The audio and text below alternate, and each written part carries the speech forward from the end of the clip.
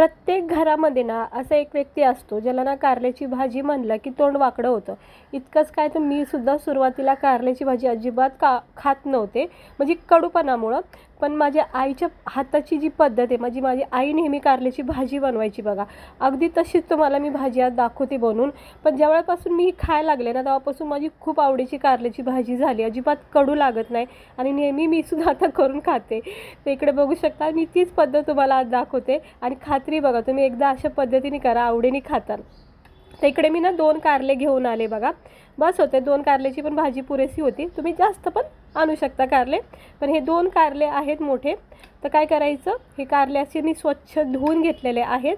ह्याला आपल्याला कटिंग करायची. त्या अगोदर बघा इकडे मी 7-8 लसणाच्या पाकळ्या आणि अर्धी वाटी शेंगदाणे, अर्धी 1 वाटी शेंगदाणे भाजून चांगलं खरपूस भाजून मग याचा मिक्सरमध्ये एक कूट केला आहे. हा कूट आपल्याला ह्या भाजीमध्ये वापरायचा. भाजीला खूप छान चव येते. दुसरी गोष्ट, हा कूट ना तुम्ही फ्रीजमध्ये करून ठेवला ना, कोणत्याही भाजीमध्ये टाकू शकता. आता आपल्याला काय करायचं, कारल्याची कटिंग करायची. त्यासाठी ना हे कारल्याचं मागचं पुढचं देठ आहे ना, ते काढून टाकायचं. आणि आता तुम्हाला जसं आवडेल तशी कारल्याची कटिंग करा. म्हणजे पातळ काप आवडतात तर पातळ करू शकता, गोल करू शकता, चौकोन तुकडे पण करू शकता. तर मी जरा पातळ उभे काप करायचे आणि त्याचे 2 तुकडे करते. हे बघा, ह्या कारल्यामधली बी जर आवडत असेल तर ठेवा किंवा काढून टाका. तर मी काढून टाकते कारल्यातली बी. हे असे मधोमध भाग केलेत मी, हे पाहू शकता तुम्ही. कारल्याचे मधोमध भाग केलेत. आता आपल्याला ह्याला कटिंग करायची. तर ह्याला मी असे याचे 2-3 काप करते. हे बघा, जसे आपण बटाट्याचे काप करतो बघा, फ्रेंच फ्राईज वगैरे करायचा, तसे काप ह्याचे करायचे. जास्त पातळ नाही करायचे.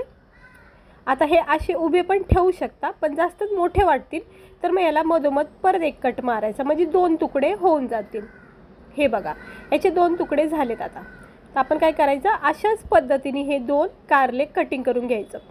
सेम माझी आई बनवते ना, अगदी तशीच मी तुम्हाला पद्धत दाखवते, जशी मी नेहमी बघत आलेले. आता हे बघा, मी कारलं कटिंग केलेलं आहे. आता दुसरं कारलं पण सेम पद्धतीनेच कटिंग करून घ्यायचं. मधोमध असे भाग काढायचे, कापायचे. त्यानंतर ह्यातली बी काढून घ्यायची. बऱ्याच ठिकाणी ही कारल्यातली बी भरपूर प्रमाणात आवडीने खातात. माझी आई खाती, तिला आवडती बी वगैरे, पण मी काढून टाकते. हे बघा, हे कारल्यातली बी काढून टाकते मी आता हे असेच सेम पद्धतीने जसं मी पहिलं कारलं कापले ना, तसंच कापून घेते. मी जरा तुम्हाला वरून दाखवते, म्हणजे वर कॅमेरा करून दाखवते. हे बघा, म्हणजे तुम्हाला व्यवस्थित बघता येईल, नीट दिसेल. हे बघा, असे 2 भाग करायचे एका फोडीचे. तळ हातावर असे काढू शकता, हे पण सोपं जातं. आता हे सगळं कटिंग केलं आहे बघा मी. आता आपल्याला ना कारल्याला ना कडूपणा जाणू नये, जेणेकरून ही कारल्याची भाजी आवडीने खातात. त्यासाठी ना याच्यामध्ये मी अर्धा चमचा हळद आणि अर्धा चमचा मीठ टाकले. आता हे हळद मीठ ना प्रत्येक कारल्याच्या फोडीला चोळून घ्यायचं. याने काय होतं माहिती आहे का, कारल्याचा भरपूर प्रमाणामध्ये ना कडूपणा नाहीसा होतो. अजिबात मग भाजी कडवट जाणवत नाही. नक्की करा. हे बघ, असं चोळू घ्यायचं मस्तपैकी कारल्याच्या फोडीला. प्रत्येक फोडीला हे हळद मीठ चोळलं गेलं पाहिजे. आणि ह्याला आपल्याला ठेवायचं एक 10 किंवा जास्तीत जास्त 12-15 मिनटं. बस, आता मी 10-12 मिनटं ठेवून घेते याला. हळद मिठाचं जे पाणी सुटतं ना, त्याच्यामध्ये कडवटपणा निघून जातो. आता 10-12 मिनटं झाले बघा. कारले एकदम ओले पडलेले आहेत, तुम्ही पाहू शकता.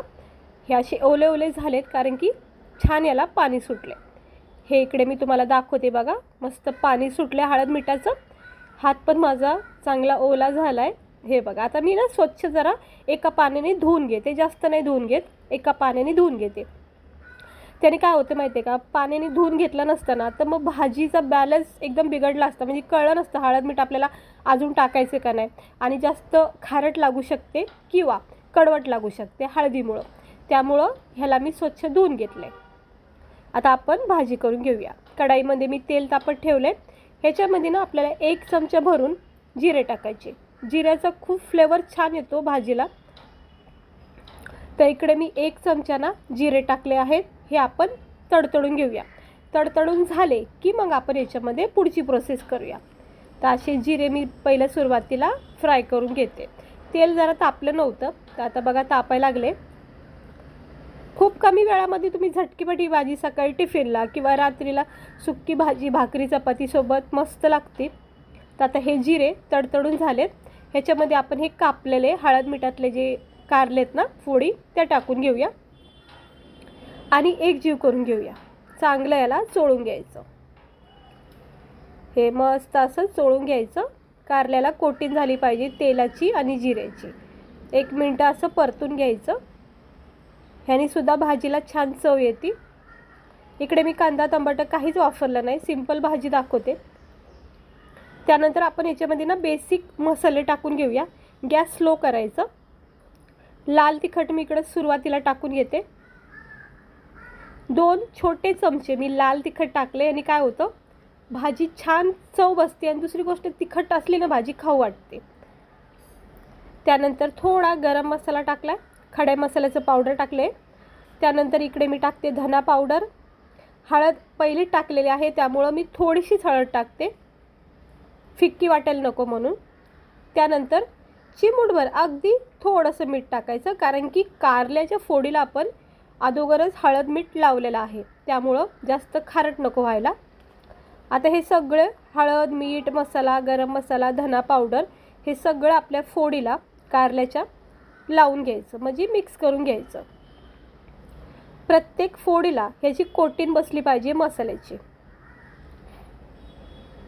झालं. आता हे सगळं परतून झालं की आपण याच्यामध्ये शेवटला शेंगदाणे लसूणचा जो कूट केला आहे तो टाकून घेऊया. तर मी ह्याचा काही अंदाजा तुम्हाला सांगत नाही, 2-3 चमचे किंवा 2.5 चमचे साधारण टाकू शकता. तर मी इथं 3 चमचेच्या अंदाजाने लसूण शेंगदाण्याचा कूट टाकला. ह्या साहित्यामुळं लसूण शेंगदाण्याचा जो कूट टाकला ना त्यामुळं ना ह्या भाजीला 1 नंबर गावरान चव येते आणि मस्त वाटते खायला ना. माझी साधी सिंपल भाजी पण एकदम छान बनून जाते. तर तुम्ही पाहू शकता मस्तपैकी प्रत्येक फोडीला लसूण शेंगदाण्याचा आणि मसाल्याचा कूट लागला आहे. त्यानंतर मी याच्यामध्ये फक्त थोडं पाणी टाकले. कारले पूर्णपणे कच्चे आहेत त्यामुळे ती थोडेसे शिजले जातील, कारण कारल्याला जास्त काही गाळ करायचं नाही. आता याच्यावर झाकण ठेवायचं. 1 2 3 उकळ्या येऊन द्यायच्या मिडियम गॅसवर. ही अशी एक उकळी आली की बघायचं, परत झाकण ठेवायचं आणि 1 उकळी येऊन द्यायची आणि मग मिक्स करायचं. हे असं 2-3 वेळा ही प्रोसेस रिपीट करायची. हे बघा आता मी 1-2 मिनटं झाले, पुन्हा एकदा चेक करते.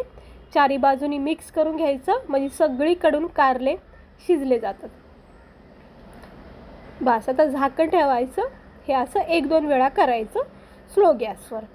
आणि कारले ना गाळ करायचे नाही. कारल्यातलं जे जीवनसत्व असतं ना ते कमी होतं मग गाळ केल्यामुळं. कुठलीही भाजी असू, कारलंच नाही कोणतीही भाजी असू, जास्त गाळ करायची नाही. त्यामुळं मी कारलं बघा जास्त गाळ करत नाही.